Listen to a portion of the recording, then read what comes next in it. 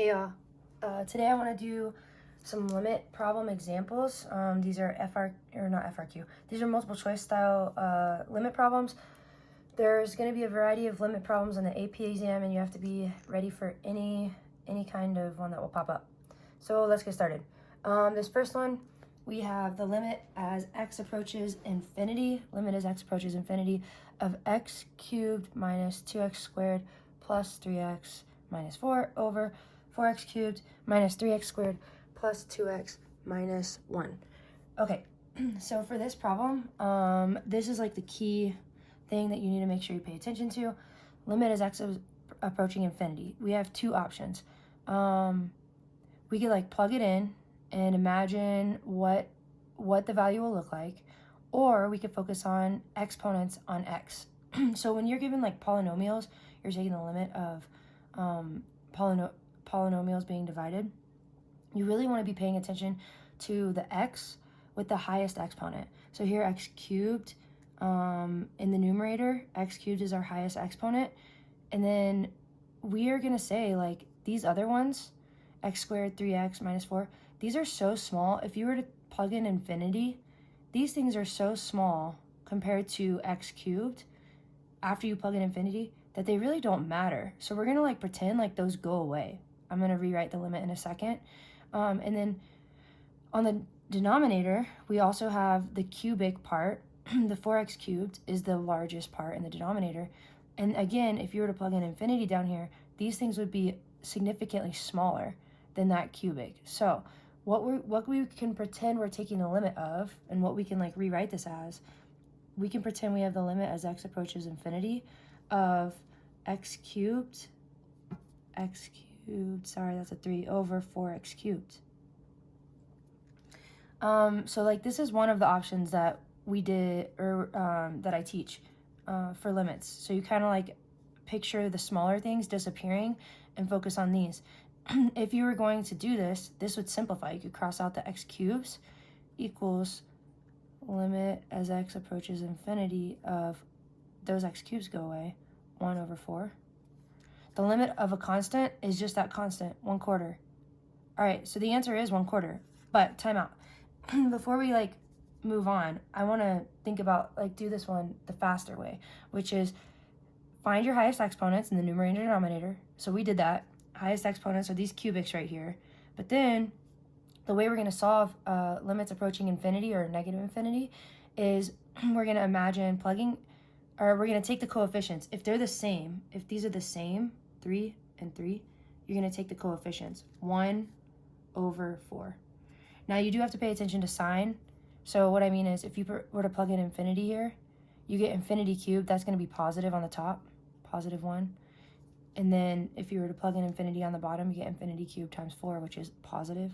So it's still positive 1 over 4. Same answer. Cool. Let's move to the next one. Okay, so for this one's kind of a fun problem. It's an interesting limit problem. So we have if a does not equal 0, usually when they're telling you that, it's something that would break the function. So let's look over here. If a were to equal 0, x is getting closer to a, so you'd have to divide by 0. We don't have to worry about that usually. All right, then what does this limit equal? The reason this one's tricky is because you kind of look at it and you're like, I don't even know where to start. But the way you should always start limits is the same pretty much every time. Imagine plugging in. So we're going to imagine plugging in, sorry, I'm going to adjust this a little bit. Okay, we're going to imagine plugging in a into x, because x is going to a. All right, so we're going to say we plug a into x, we get a squared minus a squared over a to the 4th, because we're plugging in a for x, minus a to the 4th. Well, this gives me, remember, we're not allowed to write equals 0 over 0. But that, I mean, obviously this is multiple choice, so they're not going to check it, but this does give me 0 over 0. So like I'm just going to put it over here off to the side. 0 over 0 implies that I need to use L'Hopital's. So now what I'm going to do is I'm going to write this limit as x approaches a.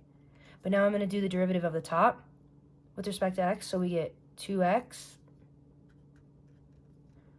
over the derivative of the bottom. This is a constant. A is a constant. So the derivative of the constant just went to 0. So that's why I wrote just 2x and didn't do anything with the a. And then derivative of the bottom is 4x cubed. And again, a is a constant, so that just went to 0. Okay, so now we can plug in a. Plug a into this thing equals 2a over 4a cubed equals, simplify, 2 over 4 turns into 1a over 2a cubed, which is just a. We could also simplify with like the a's, so equals, take one of these a's away, you can cross out 1a, so 1 over 2a squared. Boom. B is your answer. Okay, on to the next one. We have the limit as theta approaches 0. So first thing we're gonna try is plugging in 0 for theta, right? Because you always want to try substituting first. Of this function, 1 minus cosine theta over 2 sine squared theta. Okay, let's try plugging in theta. Equals 1 minus cosine of theta is going to 0 over 2 sine squared of 0. Okay, equals cosine of 0. Well, we're not going to say equals because I can see already. Actually, yeah, we'll say equals. Sorry, I'm going to do that intermediate step. Cosine of 0 is 1. So we have 1 minus 1 over 2 times sine of 0 is 0, and then you square it, you still have 0. So it's 2 times 0. Okay, this, I'm not going to write equals 0 over 0 because that's like mathematically imprecise. We're going to, because nothing can equal 0 over 0. So we're going to write 0 over 0 over here to let ourselves know, oh, we're getting a 0 over 0 situation, which means, again, we need to use L'Hopital's. Okay, so now we're going to do the limit as theta approaches 0 of the derivative of the top. Derivative of 1 is 0. Let's go back over here. Derivative of negative cosine theta is positive sine theta over derivative of 2 sine squared theta. So the 2 is going to stay here. Let's rewrite this really quick so you can kind of visualize it better. This is sine theta squared. This is a chain rule. So we have to do the derivative of the inside, which is cosine theta, times the derivative of the outside, bring out the 2, but leave the inside the same, 2 sine theta. And then subtract 1 from your exponent, but that just gives me 1. So this is our derivatives. These are our derivatives. Okay, now we're going to try, after L'Hopital's, we always try substituting back in. So we're going to substitute 0 in again, equals sine of 0. Actually, you know what? Before we substitute 0, always check if you can simplify. I just realized, look, we can cross out these signs. This sign and this sine theta, they go away. So we get 1 over, here, I'm going to write it down here. We have the limit as theta approaches 0 of, this turns into 1, over 2 times 2 is 4, 1 over 4 cosine theta. Okay, now let's plug in. It's a good thing I noticed that. So after L'Hopital's, always simplify. That was the step that we did here. Simplify like what you get after your derivatives. Okay, so plug in 0 to cosine theta. You get 1 over 4 cosine of 0. Cosine 0 is 1. So equals 1 over 4. And that's your answer, 1/4, C. Okay. Let's go down to this one. Number 4. We have the limit as x approaches 5 of this thing. Okay, let's try first thing, substitute in 5. Now, I'm going to look at this really quick, just look at it. If we plug in 5, we get square root of 5 minus square root of 5, that's 0. Over, oh, I grabbed a different pen. I don't like that. I'm going to go back to my alternating so that they don't blend together. We have 0 over 5 minus 5 on the bottom, 0. All right, so that means straight away we can notice that we are going to use the L'Hopital's. Cool. So for L'Hopital's, we're going to write the limit as x approaches 5 of, this is x to the 1/2. So the derivative is 1/2 x to the negative 1/2. And then this is a constant, so that derivative goes to 0 over the derivative of x is 1. So let's simplify or make that look a little prettier. We have over 1 means you know, we don't need that 1. It's just this thing. So we have the limit as x approaches 5. It's just the numerator. I'm going to go ahead and change this back to a square root. And because it's a negative exponent, push the x down to the denominator of this 1/2 fraction. So we have 1 over 2 square root of x over 1. But, like, I'm not going to write that. Okay, cool. Now we substitute in square root of 5. Or 5 into the square root. So we have 1 over 2 square root of 5. And now we check our answer choices because we can't simplify that any further. So we have 1 over 2 square root of 5 is answer, or letter A. Cool. On to number 5.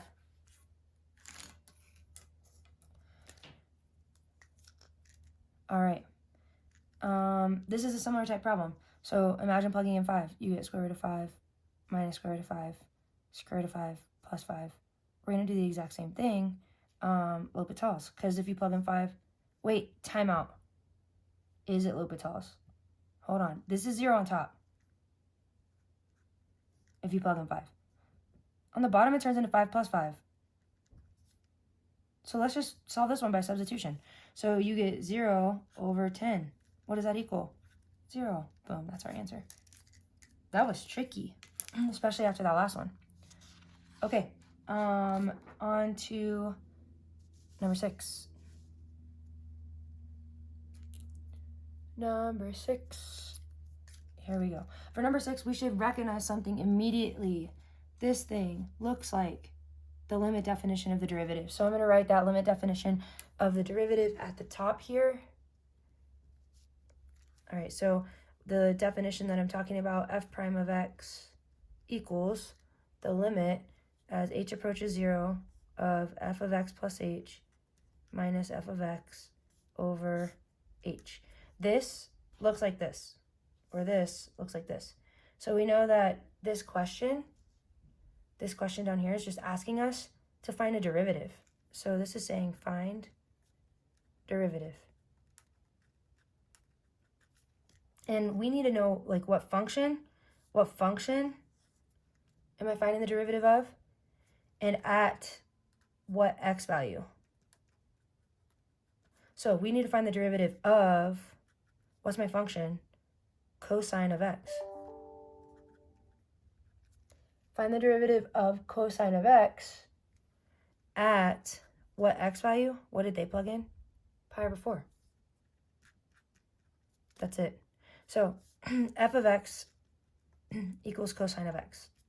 First thing we're going to do is find f prime of x, which is equals negative sine x, and then plug in your pi over 4, your x value. So f prime of pi over 4 equals negative sine of pi over 4.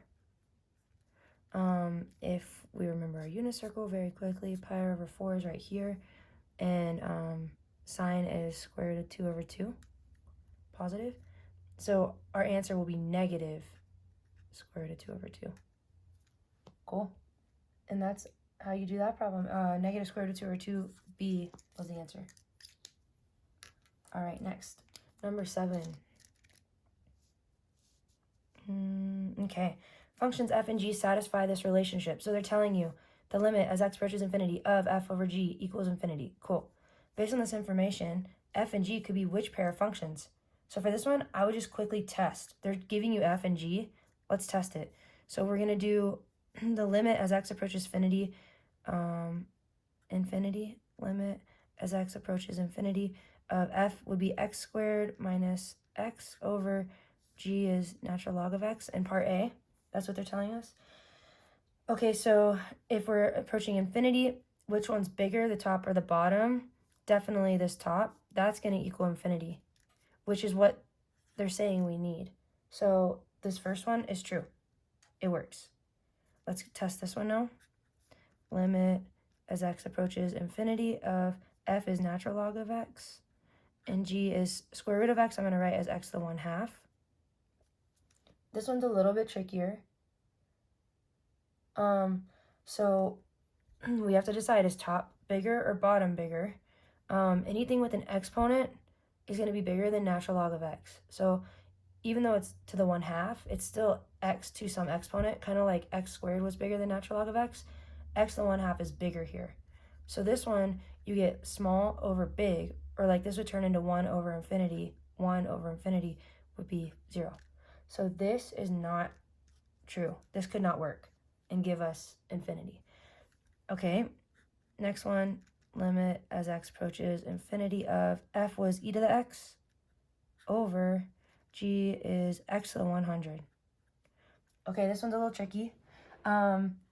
If you recall, anytime x is in your exponent for these problems, so like x is in the exponent on e versus a number being in your exponent, the x being in the exponent is going to grow faster or get bigger. So like e to the x is bigger than x to the 100. E to the x is bigger than x to the 1000 at infinity. So this is big over little, or infinity over 1 is kind of what it like would simplify to, which is infinity. So number 3 works.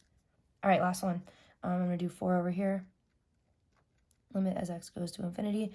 F is x squared minus x, and g is e to the x. All right, we just talked about this. Which one's bigger? Always the bigger one is going to be the one with x in the exponent. If it's between like a number in the exponent or x in the exponent, when you're approaching infinity, the one with x in the exponent is the larger one. So here we have kind of like 1 over infinity, or like small over big, which gives us 0. So that one does not work. So we have 1 and 3. 1 and 3 only, that would be answer B. Sweet, moving on. Let f equal sine of, let f equal sine of 2x, evaluate this limit. Cool, the first thing I'm going to do is plug in. So like here we have f of x minus f of 0. F of x is sine of 2x. So let's just like rewrite this limit with all the functions plugged in. X approaches 0. F of x is sine of 2x. So sine of 2x goes here. Minus f of 0. Well, let's find f of 0 really quick. That's sine of 2 times 0. That's sine of 0. Sine of 0 is 0 because sine starts at 0. Over x minus 0. Cool, so these zeros go away.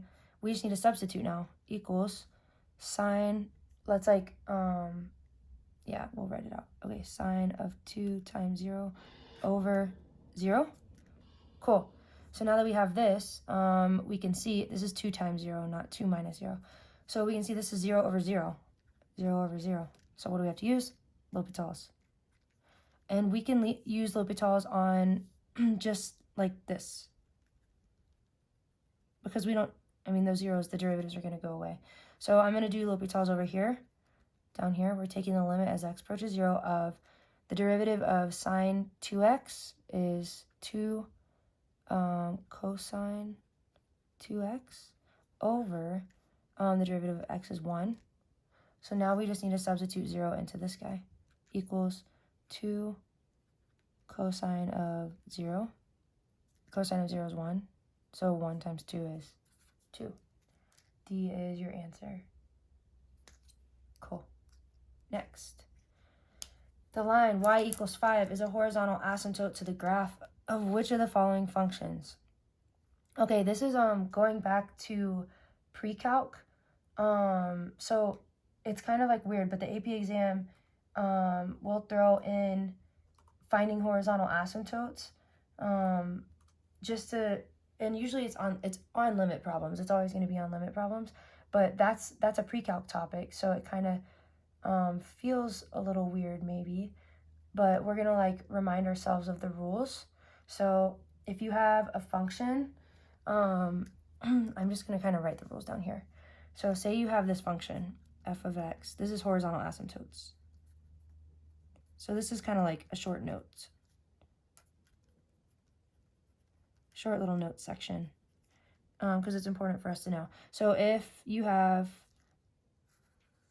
f of x equals, we have a x to the n plus ... This is some polynomial with an exponent on x, and then over b x to the n plus ... It could go on forever, but polynomials. These are polynomials.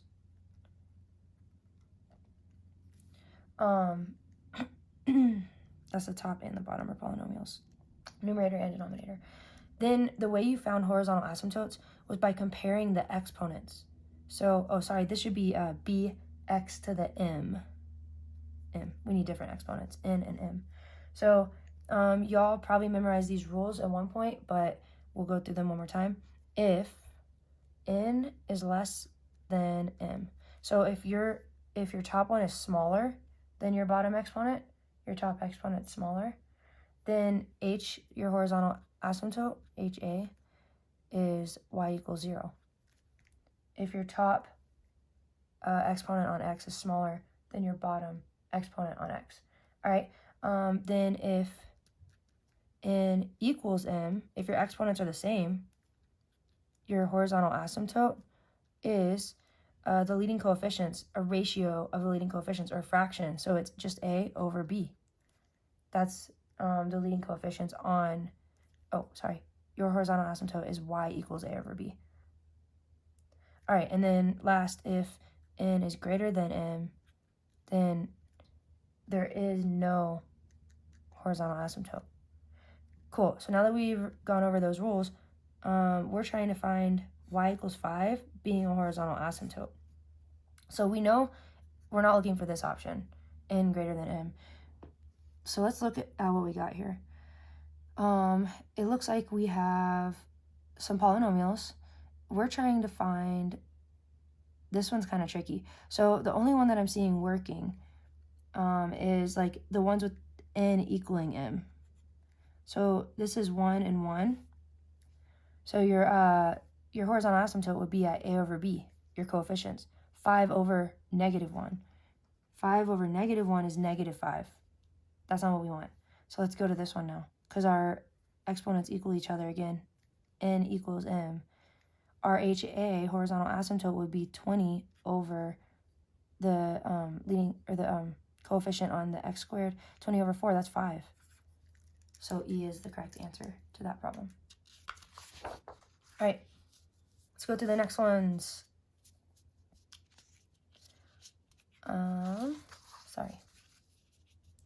All right. For which of the following does this limit equal 0? All right, x approaching infinity, we're thinking about if you get big over small, or like infinity over something, then your answer will be plus or minus infinity. If you get small over big, when you plug in or imagine plugging in, you get 0. This is like something over infinity. Okay, so let's figure out which one's the bigger function at infinity. We already kind of talked about this. The one with the exponent's going to be bigger than natural log of x. So this is small over big. Small over big gives me 0. So this one will give 0.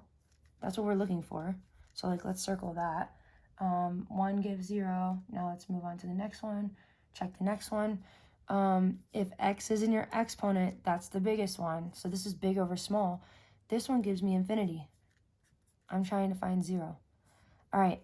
And then if x is in your exponent, that's the biggest one, even if your exponent's huge on the other option. So like here, we have small over big, which equals 0 again. So that is also an option that works. 1 and 3. 1 and 3, E. Okay, cool. Next, the size of the population of a city grows according to the function P of t equals 365 over 1 plus 62 e to the negative 0.55 t, where P is the population in thousands and t is the time in years. What is the size of the population approach as t approaches infinity? Okay, what does this function approach when t is getting closer to infinity? So let's imagine plugging in infinity. We would plug it in here, and you'd have this thing would turn into e to the negative infinity. And then let's think about what that is going to on a graph. E to the negative infinity, graphically, is going to 0. So like this thing, e to the negative infinity, and if you want to like check, you could check on a graphing calculator or Desmos, this thing goes to 0 at negative infinity.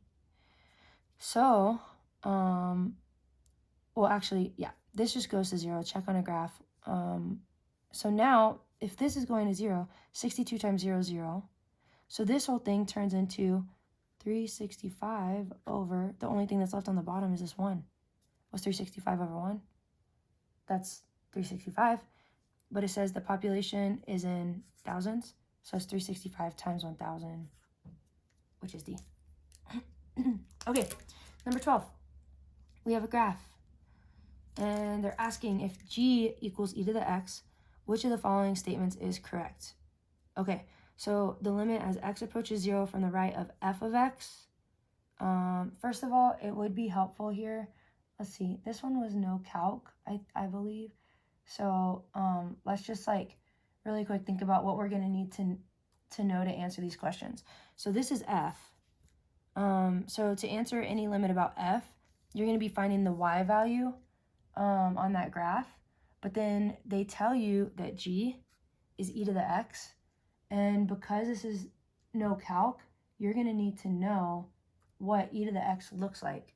So let's just like sketch a quick graph of e to the x over here. This is what e to the x looks like. Goes on forever. There's a horizontal asymptote at 0. Let's label that. Okay, so now we can kind of like use information about both graphs to answer these limit questions. Okay, as x approaches infinity from the right, x approaches 0 from the right. So if we were to plug in 0 here to e to the x, you get e to the 0, which equals 1. So from the right, we're actually getting closer to the value 1 at x equals 0. So the limit for g of x is going to be 1. Now we just need to figure out times the limit of f of x. So let's go to 0. We're coming from the right. Well, that limit just from the right is -1. Like approaching 0, coming from the right, -1. Does -1 times 1 equal 0? No, it does not. So this is false. Okay, limit as x approaches 0 from the right. We got to work our way inside out. Okay, so g of x. 0 from the right, we already did that one. G of x is 1. And then now we need the limit. Well, actually, here, let me write this down. We have the limit as x approaches 0 from the right of f of 1. This should be just a y value. F of 1, like let's find f of 1. F of 1 equals 0. So if we were to write this limit, we have the limit as x approaches 0 from the right of 0. Any limit of a constant is just that constant equals 0. They're saying that it has to equal 1 right here. That is false. So that does not work. All right, and then the last one. Hopefully this one's true because none of our answers say none. The limit as x approaches 0 of this thing. So g of x, we already know that's 1 again. And then the limit as x approaches 0 of f of 1. Sorry, I'm like looking here. Didn't we get positive 1 here? Or, sorry. Something looks kind of wrong here. I think that this question's messed up. Yep. This question's messed up. I don't think there are any options that work. If this were to be f of x, yeah, this question's messed up. Okay, so let's just go through it. We get back to the same thing, f of 1. Again, so like this turns into the limit as x approaches 0 of f of 1, which f of 1 we already talked about equals 0. So this thing equals 0, not -1. So none of these are true. All right, moving on. 13. I'm not going to do 13. The answer is B, but I'm not going to do that one just to save some time and to go over some more difficult ones. It's a calculator okay one. Sorry, can you all see that? It's calculator active, so you should be able to solve that one on your own just fine. Remember, you can use your graph in your calculator to solve limits. Okay, 14. The graph of the function f is shown above. Which of the following statements is true? F is discontinuous at x equals 0. So let's check. X equals 0. F is discontinuous. I agree. But let's keep reading. Because limit as x approaches 0 of f of x does not exist. Well, time out. For the limit to exist, if you're approaching the x value, 0, from the left, and your friend's approaching from the right, would y'all meet at the same y value? Yes, you would. This limit does exist. So, like, I agree that f is discontinuous, but it's not for the reason stated. So let's go ahead and say A cannot be correct. F is discontinuous at x equals 3. X equals 3. That is true. There is a discontinuity, removable discontinuity here, because the limit as x approaches 3 of f of x does not equal f of 3. This is true. For a limit to, or for a function to be continuous, this is like testing continuity, you need 3 things. 1, f of c exists. 2, f or let's say the limit as x approaches c exists, and that means from the left and the right, exists. And then 3, f of c equals the limit as x approaches c. Oh no, I put a naked limit here of f of x. Sorry. Okay, so this is stating like a rule of continuity. F of x, the limit as x approaches 3 is 0. But then that's the y value that we're getting closer to from both sides. But then f of 3 is 2. So this is like, it's breaking this third rule. So B is true. All right. Last, I want to do kind of like what a free response limit question might look like if you had a free response limit question. So use the piecewise function f, whose graph is shown below. So this is f. The graph f consists of 3 line segments. Cool, these are straight lines. Let h equal this thing. Find, h isn't this integral. Find the limit as x approaches 1 of h over x squared minus x. Okay, it says find this limit. So the first thing I'm going to do is try substituting, just like I would for any limit. We have the limit as x approaches 1 of h of 1 over 1 squared minus 1. All right, let's check. What would h of 1 be equals, oh, sorry. When I plug in, I don't need my limit. My bad. So h of 1, this is h. So h of 1 is the integral from negative 1, plug in 1 for this x, of f of t dt over 1 squared minus 1. We're just going to leave it like that for now. Okay, this is where we check our graph, because the integral of a graph is area, or the integral is area on a graph. So f of t is this graph from negative 1 to 1. It looks like those areas are going to cancel and make 0. So remember, we can't write equals 0 over 0, even though that's what we're getting. For FRQs, you have to show it in 2 different steps. So we're going to say the limit as x approaches 1 of h of x equals, just the top, show each piece equals 0, equals 0. We prove that up here to ourselves. Then we're going to say the limit as x approaches 1 of the bottom, the denominator, x squared minus x equals 0. We prove that to ourselves up here. Then we're going to tell the AP graders, this is how you have to like show the AP graders a L'Hopital style problem. Then we're going to tell the AP graders L'Hopitals. Now what we're going to do is we're going to say we're now taking the limit as x approaches 1 of the derivative of the top, derivative of h of x, h prime of x, over the derivative of the bottom, 2x minus 1. Now we're going to solve by substitution, or try, like we did before. So we have h prime of 1 over 2, 1 minus 1.